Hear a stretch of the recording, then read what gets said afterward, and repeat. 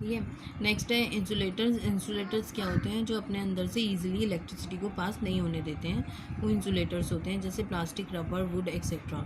मैंने बोला था गुड इंसुलेटर वो होते हैं जिनकी डाइलेक्ट्रिक स्ट्रेंथ अच्छी होती है। और डाइलेक्ट्रिक स्ट्रेंथ क्या होती है? Is the maximum electric field which it can withstand before it break down and became conductor. Dielectric strength में क्या होता है? हम किसी चीज़ को क्या कहते हैं, किसी कंडक्टर को हम चार्ज कर रहे हैं, तो हम उसे कितना ज़्यादा पॉजिटिव चार्ज दे रहे हैं, कितना ज़्यादा उस इंसुलेटर को चार्ज दे रहे हैं कि उसमें से चार्ज ट्रांसफ़र हो जाएंगे, वो उसकी डाइलेक्ट्रिक स्ट्रेंथ होती है। तो जिसकी डाइलेक्ट्रिक स्ट्रेंथ अच्छी होगी उसको वो गुड इंसुलेटर होगा।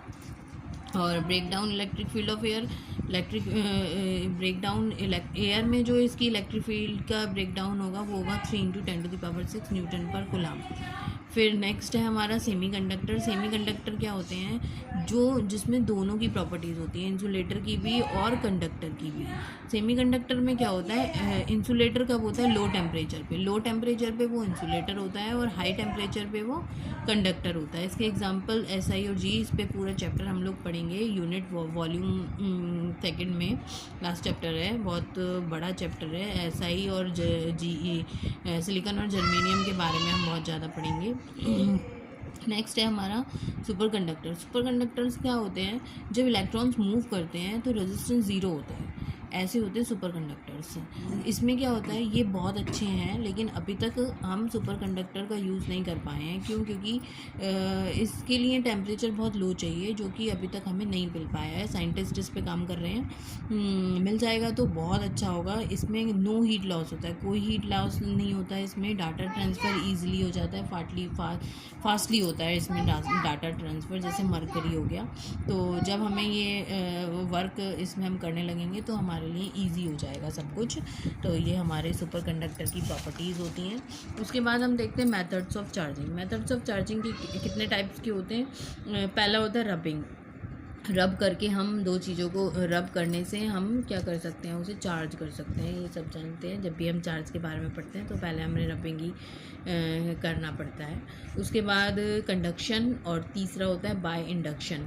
कंडक्शन में क्या होता है? कंडक्शन में हम कांटेक्ट में लेके आते हैं दो चीज़ों को, तब जाके हम उसे चार्ज कर लेते हैं। कोई कंडक्शन में कोई भी तुम किसी भी चीज़ को चार्ज दो और उसे दूसरी बॉडी के कांटेक्ट में ले आओ। मान लो ये कोई बॉडी है और इस बॉडी के पास तुम कोई भी एक रॉड ले आए हो जिस पे कोई चार्ज है, मान लो नेगेटिव चार्ज है, तो ये नेगेटिव चार्ज की वजह से इस बॉडी में जो फ्री इलेक्ट्रॉन्स होंगे वो इधर आ जाएंगे पॉजिटिव चार्ज, और ये नेगेटिव चार्ज इसकी तरफ दौड़ेगा। तो ईजिली क्या हो जाएगा? बॉडी चार्ज हो जाएगी।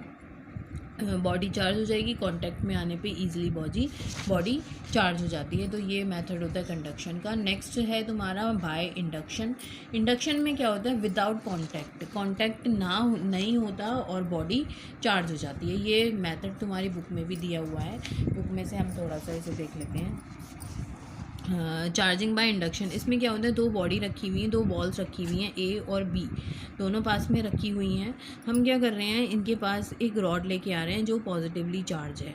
जब पॉजिटिवली चार्ज है, ये पॉजिटिवली चार्ज है, तो इनमें जो इलेक्ट्रॉन्स होंगे, फ्री इलेक्ट्रॉन्स, वो इसमें हलचल करने लगेंगे, और ये पॉजिटिव की वजह से इस साइड में इसके नेगेटिव चार्ज आ जाएगा और इस साइड में पॉजिटिव चार्ज आ जाएगा। क्यों? क्योंकि लाइक चार्ज क्या करते हैं? रिपेल करते हैं। तो ये पॉजिटिव चार्ज इससे दूर जा रहा है और नेगेटिव चार्ज इसके पास आ रहा है, अनलाइक चार्जेस। उसके बाद हमने क्या किया? इन दोनों के बीच में थोड़ा सा गैप बना दिया। गैप बना के हमने देखा अगर हम रॉड को नहीं हटा रहे हैं तो चार्ज वैसे ही है, इधर की साइड नेगेटिव चार्ज है और इधर की साइड पॉजिटिव चार्ज है। उसके बाद नेक्स्ट फिगर में हम क्या देख रहे हैं? हमने रॉड को हटा दिया।